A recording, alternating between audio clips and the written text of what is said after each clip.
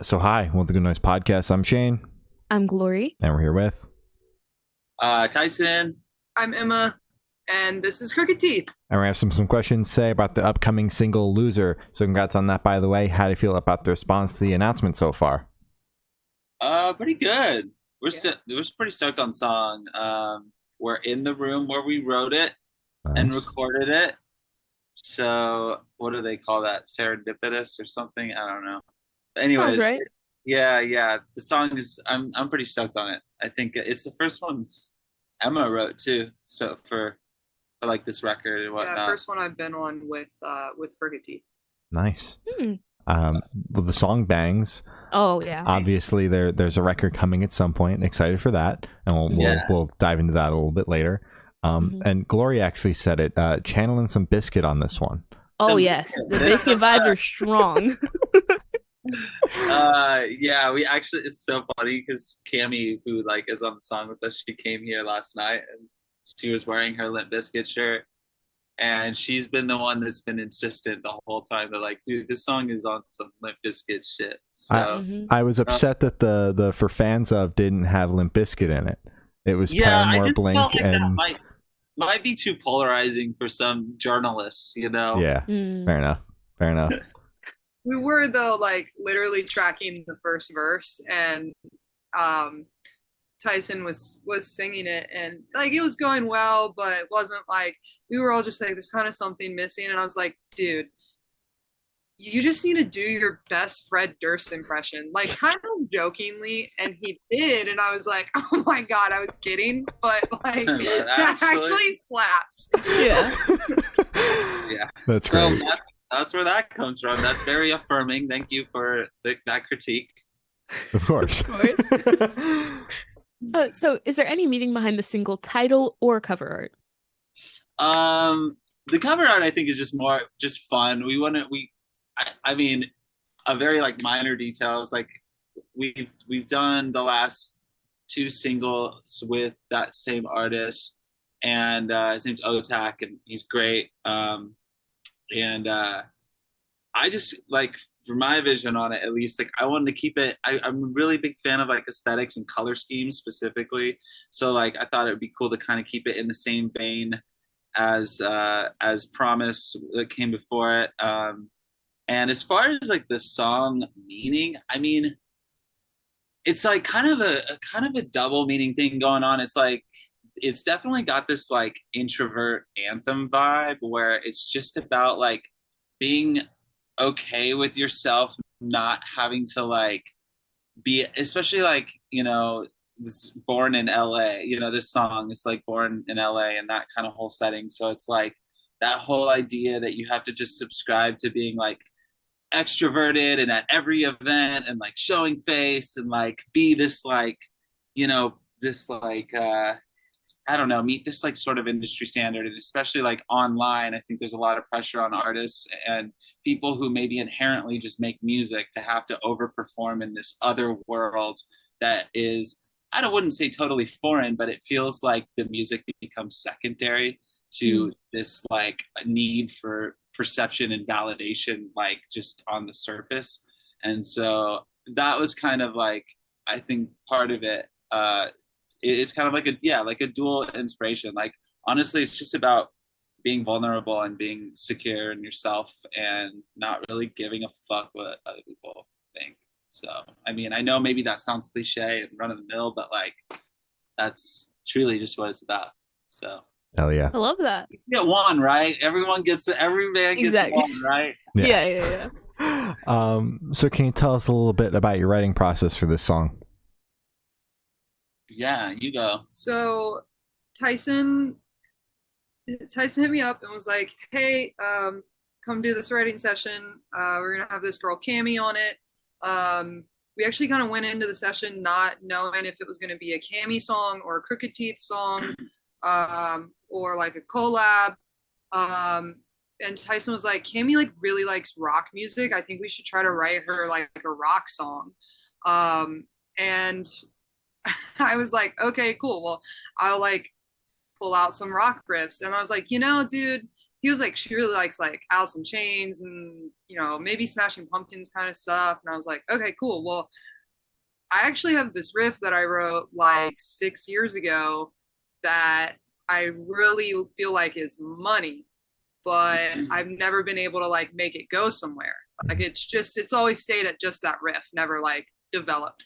And I sent it to him amongst a couple other things, and he was like, that's the one. He like called me immediately. He always does this thing whenever I send a good idea, he'll call me and be like, dude, that was sick. Oh. I'm like, okay, cool. Yeah, I'm punishing. All right, if any friends need like hyped up, if they just need to send over, you know, like whatever it is, I'll listen right away. Yeah, it's like it's really endearing, but yeah. So he was like, I think she's gonna love that. And so then we got in this session, and Cammy's like, okay, so what are we gonna do? And Tyson goes, well, Emma has this riff, like literally exactly like that. Yeah, that's actually exactly how it happened. Yeah. I'm pretty sure. Like, it's crazy how you just took a snapshot of that, and now it's in this interview. There's a camera there. Yeah. So we started kind of fleshing out the instrumental, and then it went from there. Yeah. Yeah, and then somehow we got to the Fred Durst part. Of course, as you do. Yeah, I mean, we got right to it. Verse 1, like, wasted no time. I feel like. Go ahead. I think that we had actually just watched that. Well, I had that. Oh, the Woodstock 99 thing too. Ooh, so. Yeah. I feel like every single time that like Crooked Teeth and Limp Bizkit just kind of go hand in hand. I mean, Tyson, the first time we spoke to you, we spent a good chunk of that interview talking about Limp Bizkit. 50%. Yeah, because they just put out Dad Vibes at that point. Mm-hmm. So we actually never got to speak about the full record and what you thought of it. And Emma, you're more than welcome to chime in. Vibes. Yeah, the new record still sucks. Mm-hmm. You know what's funny is that when we talked about, I was like, yeah, I got this like Limp Bizkit energy song. That wasn't even this song. Like that was oh my god, different fucking song. And you know, I did not forget that conversation. But yeah, that wasn't even this song. So that's kind of funny. But yeah, dude, still sucks. Honestly, slaps. Like, I think Zach Cervini killed it. I think that was like a great person to do that record. And I mean, it's just hard. I think it's weird to see bands like that are legacy acts like that be perceived now. You know, like I feel like it's, you know, obviously in terms of like heightened popularity or whatever, it's nowhere near as big as like the first couple records, but it's still awesome and holds up, and I think it shows like their talent as songwriters. So yeah, fuck yeah, Limp Bizkit rocks. Yeah, I thought the record was sick, and then they got announced for Bamboozle Fest, and I know it was on Black Friday when those tickets went on sale. I was right in the queue, right there. Did you get one? Oh yeah, I'm seeing Bizkit. And a puppet. And a puppet. The puppet. Yeah, they've announced some interesting acts, but it is what it is. Mm-hmm. Yeah. Just some more digging. Yeah. So I want you two to tell us your favorite lyric off this track and what it means to you. Ooh, have you thought about that one? No, I haven't. Me neither. Wow. Okay, give me a second. Let me think. The one that's always stuck in my head is such a safe bet, self-aware kind of loser. Which is implying like we're the kind of losers that like don't take risks, right? Losers. Like we don't take risks, and that's I don't know. I just like that one. Yeah, that's a good line. I'm trying to think. It also, my roommate heard it wrong when she heard this song, and I'm not gonna say her version of it, but it's really funny. And it's also not anywhere near what it actually is. Yeah, I mean, I think, what was I gonna say? There's the tongue-tied, ugly-cried, late-night refusers. I thought that was funny because it's just like, specifically like the ugly cry, late-night refusers. Like, I feel like it kind of, well, when I go through bouts of like depression or whatever, like you do that thing where you just hole up for a while. I don't know. Maybe it's just me. Maybe it's just the way I handle my mental illness. But like, I'll just like hole up and, just do things that are comforting to me and make me feel like safe, which is usually just watch Gilmore Girls. I love Gilmore Girls. I'm rewatching it now. Cook mac and cheese or something and like hang out in my sweatpants. So like, I just feel like, I don't know, there's a lot of lines like overall, like the song, I think it's, while it may seem like really like tongue in cheek, like it really is just about vulnerability. So that line specifically kind of, I mean, when you think of like an ugly cry, like that's probably the most vulnerable thing anyone could like watch like Yeah. you're just bad shape, Absolutely. So yeah. Hell yeah. Mhm. So where was your headspace at while you guys are writing this track? Well, we've covered Limp Bizkit. Mm-hmm. Yeah. Let's see. I mean, going back to what like Emma said with Cammie, like I knew Cammie and I would just like when we met, we just like instantly were just nerding out over like kind of like 90s grunge and that kind of stuff. So I think to do something like there's like often with Crooked Teeth, there's an overtone of like emo or pop punk. And so I think that it could almost get like the influences just stemming from straight up like rock music can sometimes get maybe lost or overshadowed. And I think this one just doesn't waste any time just getting that, like you're in a rock song like immediately.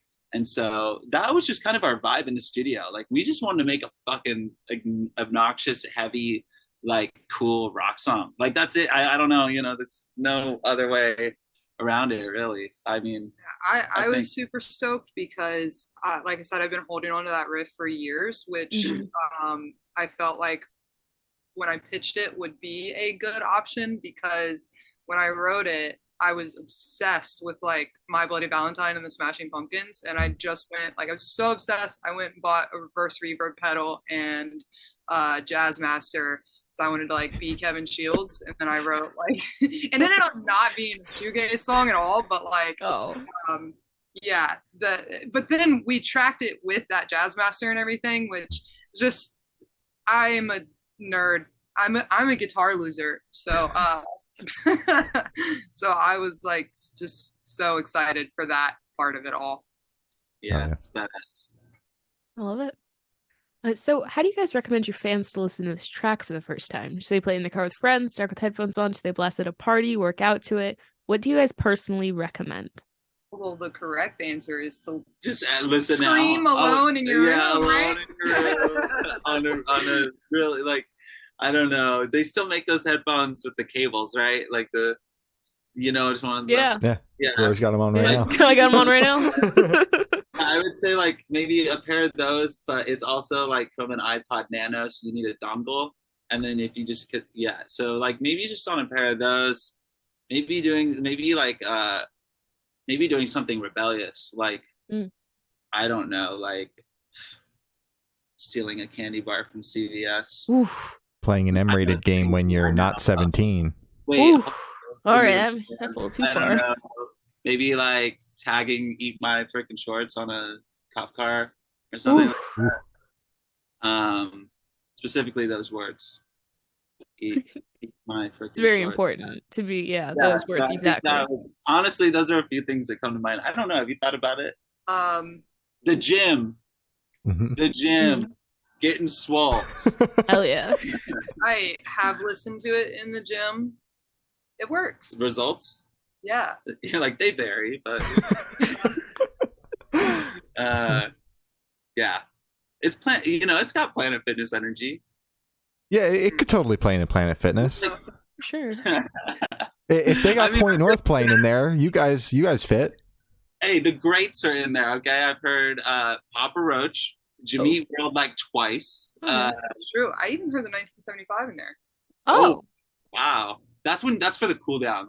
I was gonna say who's pumping the That's for stretching yoga. It's a Zumba class. Yeah, that's the Zumba. Maddie Healy teaches Zumba. Oh my god. Yeah, Imagine. don't want to get carried away with that. So this question should be super, super quick. Off top of your head, I want you to describe the single for new listeners in 3 words. No more, no less. Both you have to do it. All right, you go first. 3 words. Adjectives. Heavy Say that. rock anthem. Ooh, Nice. there you go. Wow, those are all 3 that I was going to say. That's why you should never nominate someone else to go first. Wow, Exactly. God, I learned my lesson. Rambunctious. We're going with lots of syllables. Okay. Oh, okay. Audacious, because like we had the audacity to write that fucking song. Yeah. Damn. Okay. How dare you? Oh, what's another one? Defiant. Okay. Ooh. Okay. So defiant. Like, Ooh. oh my God, how dare they? You know what I mean? Yeah. Going with the how dare they kind of vibe with your answer. Syllables. Yeah. So I don't know. Just like if we're gonna do things on record, people should know that we know big words. Absolutely. Absolutely. If nothing else, there's not, I mean, band is mid, but like they've got a great vocabulary. Their vocabulary is crazy. Not in the songs, Just in like interviews and stuff.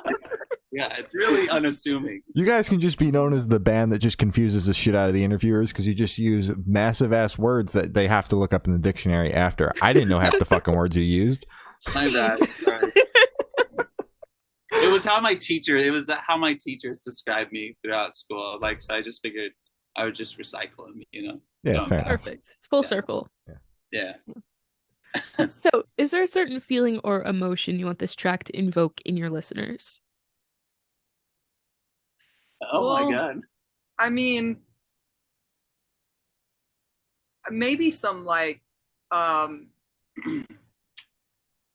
was gonna say confidence, but that's not the word. Affirmation, maybe. Yeah.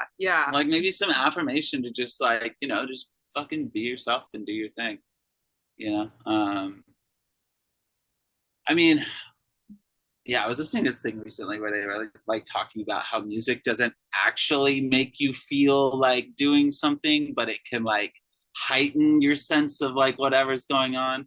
So I would like to manifest good things for people from this song, and I would just say affirmation. Yeah, there you go. That's Nice. the word for me. Perfect. Yeah. All right. So what is your favorite memory that you guys made while creating the single? I'm trying to think, like, did anything funny happen? I'm sure So much funny stuff happened, so it's hard to keep track. I'm trying to remember. Oh my gosh. Wow. I mean, the whole process was just a cool memory for me because, like I said, it's the first one that I have written on for Crooked Teeth. Yeah. I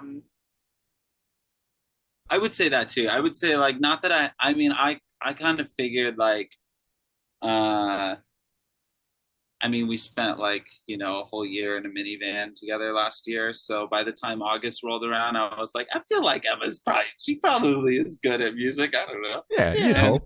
So, being like, hey, you should Oh well, I'll share a kind of sappy one that didn't oh no, are we gonna come specifically like during the session, but like in result of the is session. it your mom? Does it have to do with your mom? No, you dingus. Oh, me. Tyson and I had this conversation like fairly recently, where Tyson was like explaining to me that he had this moment during that writing session where he was like, man, I knew Emma was talented, but like I don't think I knew quite how talented you were until we like actually wrote in that session together. And that was just like a really heartwarming like conversation, like affirming conversation to That's have. awesome. Yeah, I think honestly for me too, it's like honestly, like pretty much, like growing up, like when I was younger and, I have had one other band other than Crooked Teeth in my whole life. And like that stretched on forever, probably too long. But throughout that time, like I didn't know how to be like, I don't want this to sound pretentious, but like I didn't know how to be like a songwriter, right? Or like you're perceived as someone beyond just some throaty singer in a pop punk band, like playing at VFW halls. Like, Mhm. I feel like it's taken me like half of my life, playing music to like come into this moment of like, oh wait, like I feel confident in like songwriting and like not even just lending this to myself and whatever my endeavor with my music is, but like lending it to others and whatnot. And so it didn't really come until like the last couple like 2-3 years. I would say like coming like middle of the pandemic, coming out of it when I really like jumped like feet first into just like being a better songwriter. And so I feel like any opportunity where I like can see myself in somebody else and I can be like, oh, well, no one ever did this for me, or no one ever like took a chance. Like it's not even to like take praise or anything like that. It's just like, I just really always want to like encourage other people, like if they haven't really necessarily like had the opportunity to hear like that song that's been buried for 6 years, Mhm. like why, like that could have came out at any point,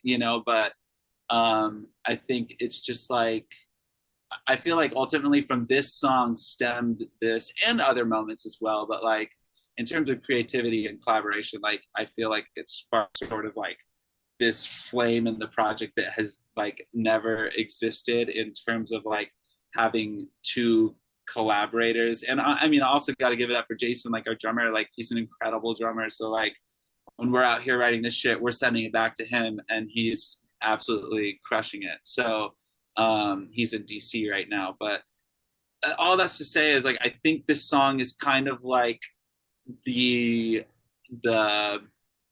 launching point or like the kickstart into feeling like a unit, if that makes sense, and like one that is all around collaborative. And I've never really got to experience that in a band setting before. So I think that this song, like for me, is sentimental in that sense that it kind of just like, I was like, okay, we can fucking do this. Like we could write 100 more, So So, that's like, obviously, you guys spent a year together in a van, kind of touring, but it was your first time writing together. Was there any sort of like hesitation or like worry, kind of going into it that like, what if this like doesn't work out, or like, was there any hesitation on anybody's ends? Any sort of like nervousness, like bringing ideas to the table?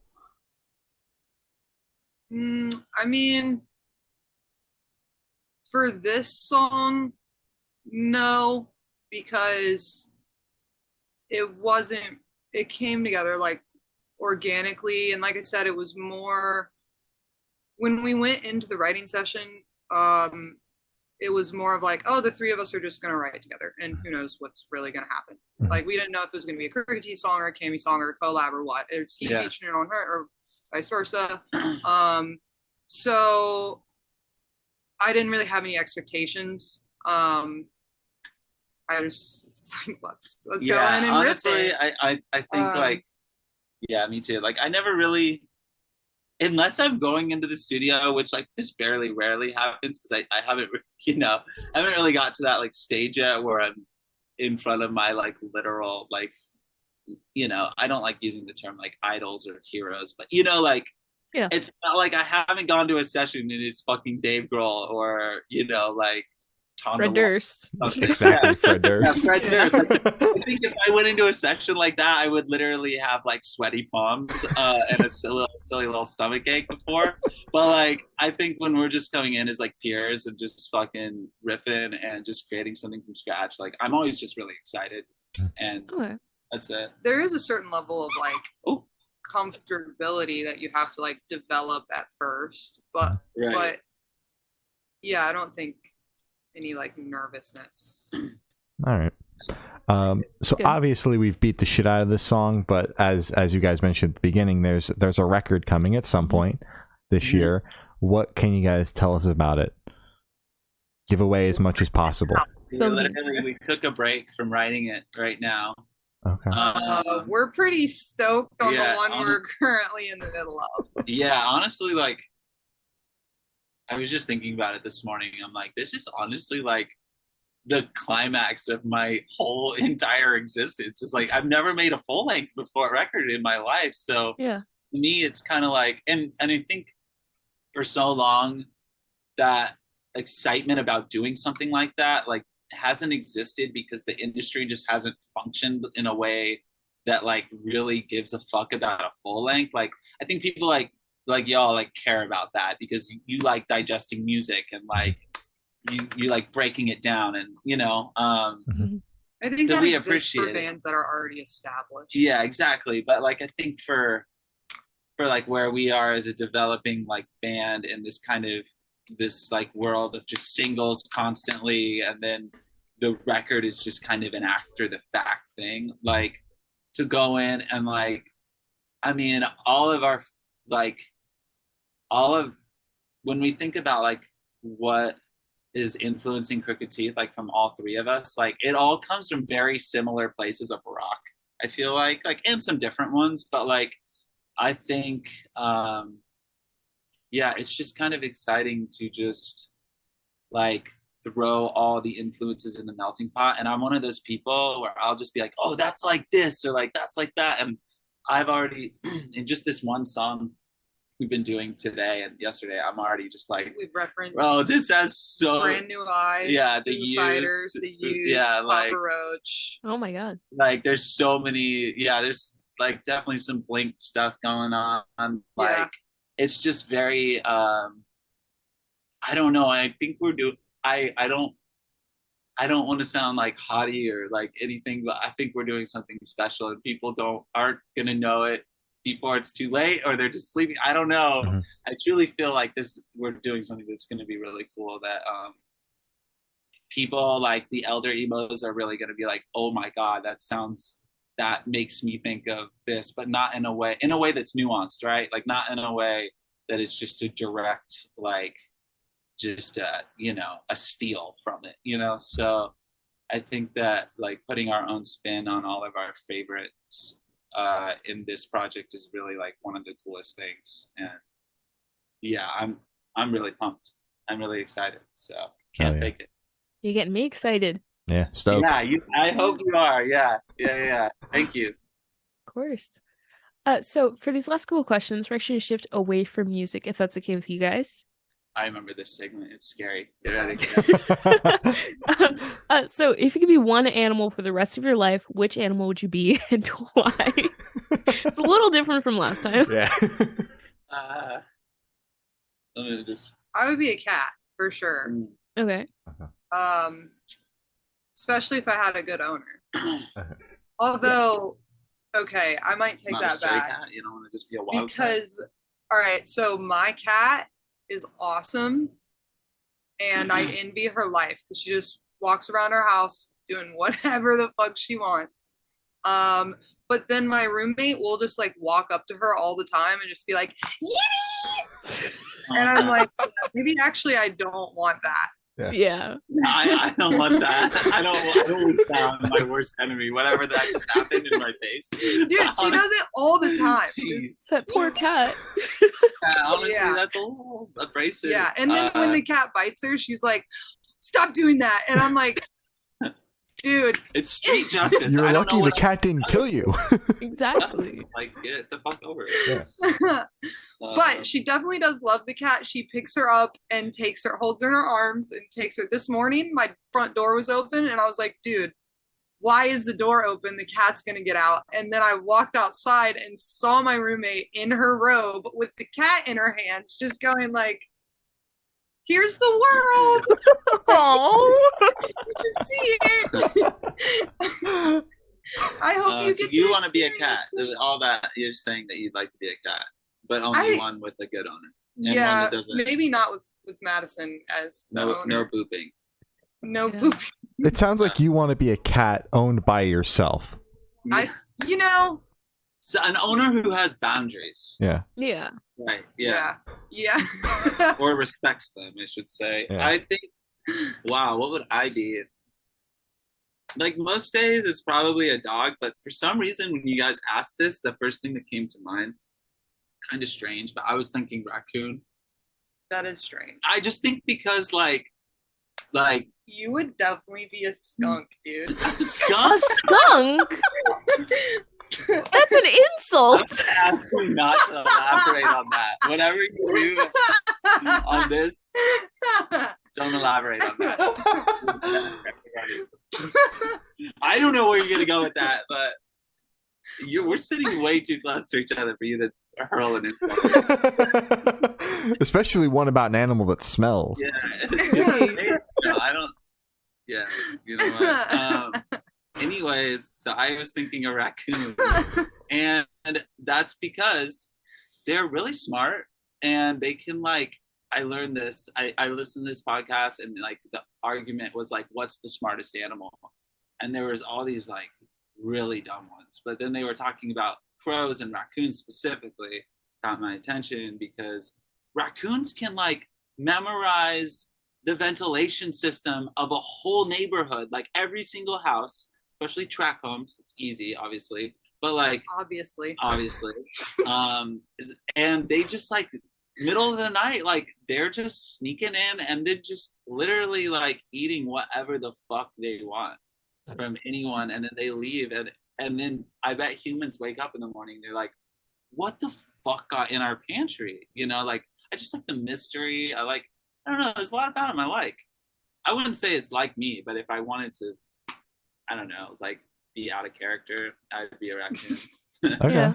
All right. That's fair. I respect it. Raccoons are cool. I go to bed pretty early. I'm not nocturnal like that. So if I just want to like change roles for a day and it has to be as an animal, I think it'd be fun. Just like you would want to be stealth, so you could just I feel like they're scrappier than no, not like that. Just like I mean, honestly, humans are colonizers. Okay, like they literally come in and move all of these animals out of their natural habitat. So yeah, to be able to be like a little bandit and like fuck you, I'm coming back eating your Lucky Charms in the middle of the night. Yeah, absolutely. I think it would be. Yeah, it'd be nice. Justice again. Justice. Hell yeah. So if you could have lunch with any celebrity or artist, dead or alive, who would it be and why? I feel like we're gonna have the same answer. 3, 2, 1. No, yeah, I don't want to do it. It's gonna be too corny if we do 3, 2, 1. Oh, We already know what it is. Yeah, probably just like Haley Williams. 1,000 billion trillion %. She's so That's cool. a good answer. yeah. Dave Grohl would be my second. Dave Grohl would be cool. I feel like Shania Twain would be my third. these are. Yeah. Well, I haven't. Yeah. Who else? I like Paul Rudd. Paul Rudd's cool. Funny and hot and cool. Hot? He like doesn't age. That man looks like he looked in Clueless. Yeah, he does. Yeah. Like He's like 58 or something. I don't know. Man's old. 74 years old, and he looks like that. What? He's Crazy. I'm just kidding. But if he was and he looked like that, I would just believe it because it's Paul Rudd. Exactly. Hang out with. Could it be a fictional character? Because I would Sure. definitely hang out with Lorelai Gilmore. Oh yeah, Absolutely. Yeah. she's Or- that's punk rock. Hot Donna. I think That would be fun. She's it's hard. cool. I listen to Dax Shepard's podcast all the time, and he seems like a really sweet guy, and he's married to Kristen Bell. So I think I would want to hang out and like go to lunch. All right, now we're answering a different question. I think we're asking the same question, but with many different answers, actually. So Give us a lot of options to choose from. I ran this one try. Just one big brunch, maybe. Yeah. Yeah, Looks brunch like what with it's shaping up to be. Everybody's invited. So Mhm. Oh, you yeah. know, Perfect. yeah. So for this last question, boom, you're on a deserted island. You could bring one person, one movie, and one album. Who and what are you bringing? One person. Mhm. One album. Mhm. What was the other one? A movie? One movie, yeah. I've answered, so like I have to answer this differently than I answered it last time, which is awesome because it gives me a second chance. Technically, I can bring two.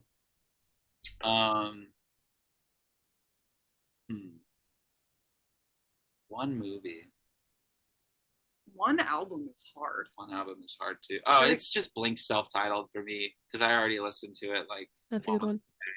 almost. Mhm. So that's Once just a day. I don't listen to it once a day. We've been in the studio all day, so I haven't had time to listen to it today. But So I guess not one today. But Actually, it's literally dumbfounding how many times I have said like, "Oh, hey, I just listened to this Blink song," and one of the two of you, you or Jason, will reply and be like, "Oh, I just finished listening to that album." It's like, at least once a month this happens. yeah, it's true.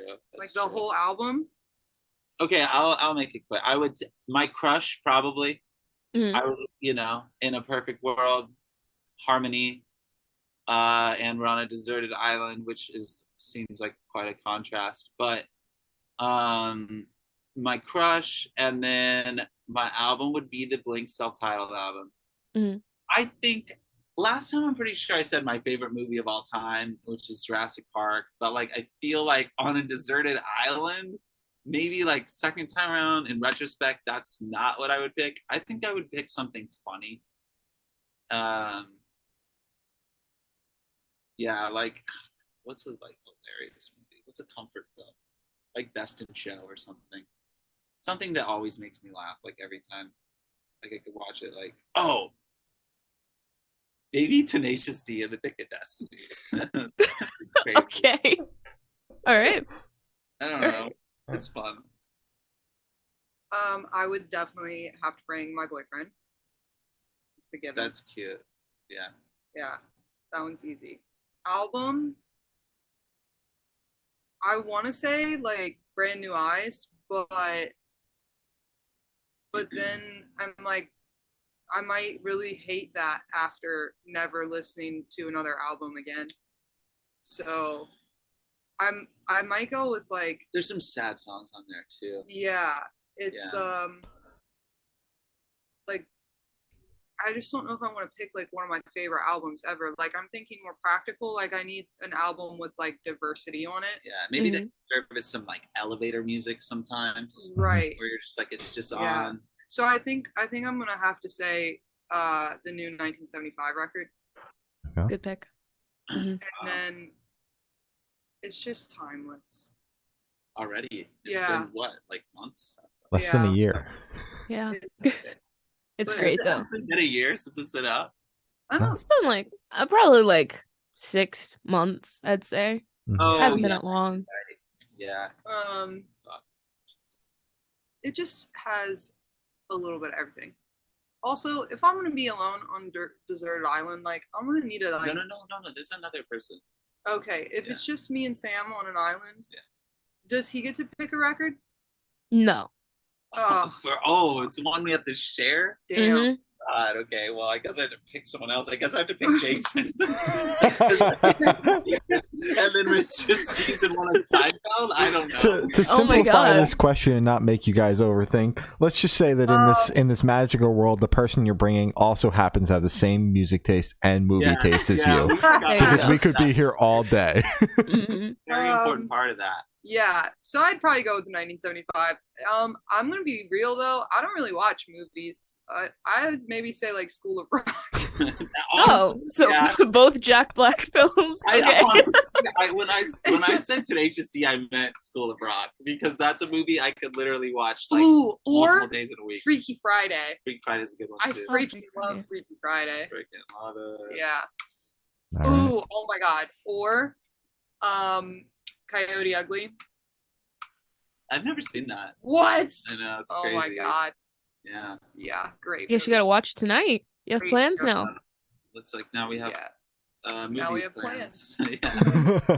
I guess so. So as Gloria said, that's all the questions you have today. Is there anything that you guys would like to plug? Yeah, our song is coming out Friday. What the hell? Mm-hmm. Like literally, that's the plug. Yeah. Go listen to it. Oh There yeah. you go.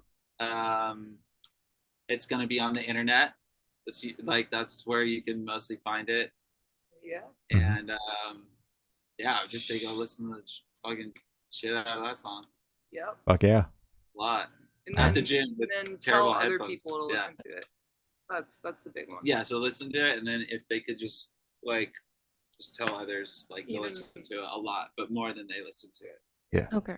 Like, you guys know what I mean. Yeah. Yeah. It's just like numbers big. Yeah, just like Not big numbers. Yeah. Like, we're talking metrics, like all the things that make people like it. So Of course. yeah, that. All right. Well, thank you for sounds, guys. Been Crooked Teeth, and we have been the Good Noise Podcast.